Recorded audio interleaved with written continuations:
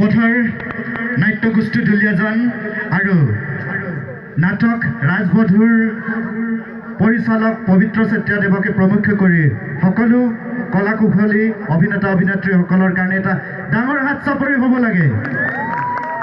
অশেষ ধন্যবাদ আৰু কৃতজ্ঞতা জনাইছোঁ পবিত্ৰ দাকে প্ৰমুখ কৰি সকলো অভিনেতা অভিনেত্ৰীসকলক খুব এটা সুন্দৰ নাটকৰ বিষয়বস্তুৰ এই সুন্দৰ উপস্থাপন আমাৰ ছাত্ৰ ছাত্ৰীসকলৰ লগতে দৰ্শকসকল বহু বেছি উপকৃত হ'ল বুলি আমি আশা ৰাখিলোঁ। লগতে আমাৰ এই সমাৰোহত আপোনালোকৰ উপস্থিতি আমাৰ কাৰণে সাহস আছিল, প্ৰেৰণা আছিল। আমি বিদ্যালয় লিভিং স্কুল পৰিয়ালবৰ্গ সদায় কৃতজ্ঞ আপোনালোকৰ ওচৰত।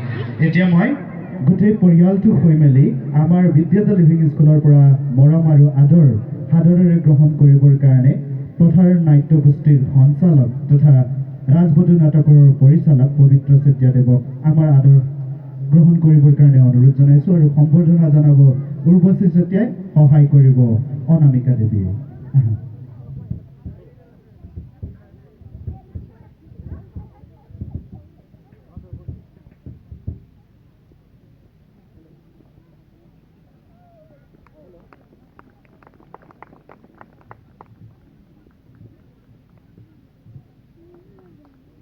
মই সম্বৰ্ধনাত অংশগ্ৰহণ কৰা আমাৰ ছাত্ৰী উৰ্বশী চেতিয়াৰ লগতে অনামিকাক ধন্যবাদ জনাইছোঁ আৰু চমুকে পবিত্ৰ দাক কিবা এষাৰ ক'বৰ কাৰণে অনুৰোধ জনাইছোঁ। প্ৰণাম। মই এষাৰ কোৱাৰ আগে আগে মোৰ লগত কাষত থকা কেইজনক চিনাকি কৰি দি ভাল পাম বেছিকৈ। পোহৰত আছিলে ৰিম্পু হাজৰিকা, লক্ষ্মণ চৰিত্ৰত এভুমুখী মাৰিছিল দিবৰাজ কোঁৱৰ আৰু ললিতা দাসী চৰিত্ৰত কাশ্মীৰী আৰু উৰ্মিলা চৰিত্ৰ ৰূপায়ণ কৰিবলৈ চেষ্টা কৰিছিলে অংকিতা কলিতা। মই নাটকখন ইয়াত কেইবাবাৰো বহুত ঠাইত মঞ্চায়ন কৰিছোঁ। ইয়াত মঞ্চায়ন কৰি এটা বেলেগ ধৰণৰ মজা পাইছোঁ। আচলতে এইখন নাটকখন ইয়াত সৰু সৰু ল'ৰা ছোৱালীৰ কাৰণে যে নহয়, কাৰণ নাটকৰ বিষয়বস্তুটোৱে অলপ টান আৰু নহয়, তেনেকুৱা ধৰণৰ নাটকখন চলি থাকোঁতে মোৰ অনুভৱ হৈছিলে। আৰু বিদ্যালয় লিভিঙৰ লগত আমাৰ এটা খুব আন্তৰিক সম্বন্ধ। এই সম্বন্ধটো একদম চিৰযুগমীয়া বা আগন্তুক দিনত যিমান দিনলৈকে জীয়াই থাকিম তেতিয়ালৈকে আমাৰ থাকিবই। আৰু আজিও আমি প্ৰাঞ্জলৰ লগত কথাও পাতিছোঁ যে হয়তো আমি খুব সোনকালে আকৌ লগ হ'ম নাট্যকৰ্মৰ মাজেৰে আৰু এইখন পথাৰত বা আমাৰ নিজৰ পথাৰত নাট্যকৰ্মৰ মাজেৰে আদান প্ৰদান কৰি আগন্তুক দিনত আমাৰ এই সাহিত্য সংস্কৃতি নাট্যকৰ্মৰ জৰিয়তে কিবা এটা যদি আমি যেনেকৈ ইমান এটা মহৎ কাম কৰি আছে বিদ্যালয় লিভিং স্কুলে, ঠিক তেনেকৈ আমি যদি হাত আগবঢ়াব পাৰোঁ কৰ্মৰে সূত্ৰে, তেতিয়া আমি কৃতাৰ্থ হ'ম। মই পুনৰবাৰ অধ্যক্ষ মহোদয়কে আৰম্ভ কৰি চয়নিকা যি বহুত কষ্ট কৰিছে, ইয়াত যিটো শ্ৰম হয় সেয়া দেখোঁ, সেই শ্ৰমক বৰ ভাল পাওঁ। এই ছেটিংছ লগোৱাৰ পৰা আমাক গোটেইখিনি কাম ইমান ধুনীয়াকৈ সহযোগ কৰি আগবঢ়াই নাটখন মঞ্চায়ন কৰাত সুবিধা কৰি দিয়াৰ বাবে সামগ্ৰিকভাৱে বিদ্যালয় লিভিং স্কুলৰ সামগ্ৰিক গোটেই পৰিয়ালটোকে আমি আমাৰ ফালৰ পৰা পথাৰৰ পৰিয়ালৰ পৰা আন্তৰিক ধন্যবাদ জনাইছোঁ আৰু আগন্তুক দিনতো এনেকৈ সহযোগিতা পাই থাকিম আৰু আমিও সহযোগ কৰিবলৈ সাজু আছোঁ বুলি ঘোষণা কৰি চমু নহয় অকণমান দীঘলে হ'ল যদিও থৈছোঁ মাইক্ৰফোনটো। শুভৰাত্ৰি, প্ৰণাম।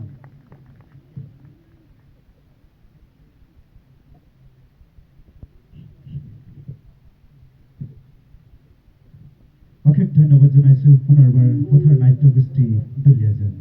ইয়াৰ লগে লগে আমাৰ দ্বিতীয়খন নাট মঞ্চায়ন হ'ব প্ৰাচুৰ্য প্ৰাণ নাথৰ চাৰিনাক চিনি পায় নেকি নাটক। গতিকে মই সাজু হৈ থাকিবৰ কাৰণে অনুৰোধ জনাইছোঁ। কিন্তু ইয়াৰ মাজতে আমি আৰু এজন আমাৰ মাজত অতিথি হিচাপে উপস্থিত আছে। অতিথি বুলি ক'লে আমি ভুলেই হ'ব, কিন্তু আজিৰ অতিথি হিচাপে আমাৰ মাজত উপস্থিত আছেহি। গতিকে তেখেতকো আমি চিনাকি কৰাই দিয়াৰ লগতে মৰম আৰু আদৰ জ্ঞাপন কৰিব খুজিছোঁ। মই চয়নিকা মেমক বিচাৰিছিলোঁ।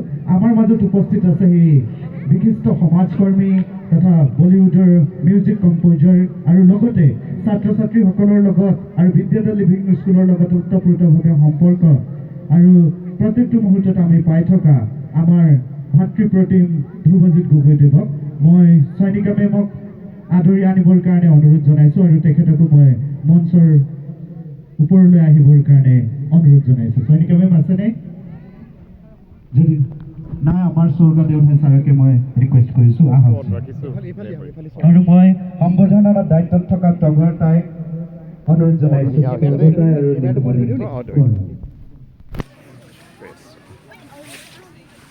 ইয়াৰ লগে লগে আমি চেৰিনাক চিনি পাই নেকি নাটকৰ নাট্যকৰ্মীসকলক সাজু হৈ থাকিবৰ কাৰণে অনুৰোধ জনাইছোঁ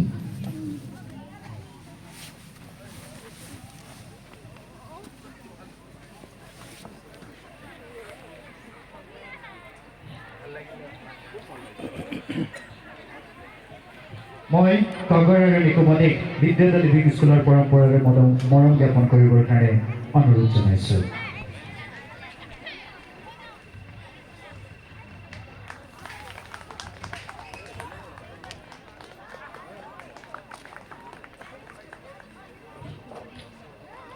অশেষ ধন্যবাদ জনাই আপোনাক এখন গ্ৰহণ কৰিবৰ কাৰণে অনুৰোধ জনালোঁ ইয়াৰ লগে লগে মঞ্চায়ন হ'বলৈ গৈ আছে ইউৰেকা সমাজ নগাঁও প্ৰাচুৰ্য প্ৰাণনাথৰ চেৰিনাক চিনি পাই নেকি নাটক মই শুভেচ্ছা জনাই তেখেতসকলৰ নাটক মঞ্চায়নৰ বাবে আগতীয়াকৈ মানে নাটকৰ আগে আগে আমাৰ অনুষ্ঠান হ'বতো তাত আপুনি কিবা কিবি ক'ব পাৰিব এতিয়া নাটক এতিয়া মানে মাজত সেইকাৰণে আপোনাক হেৰি কৰিলে হয় ষ্টেজটো অকণমান ঠিক কৰি দিব লাগে আপুনি অলপ থেংক ইউ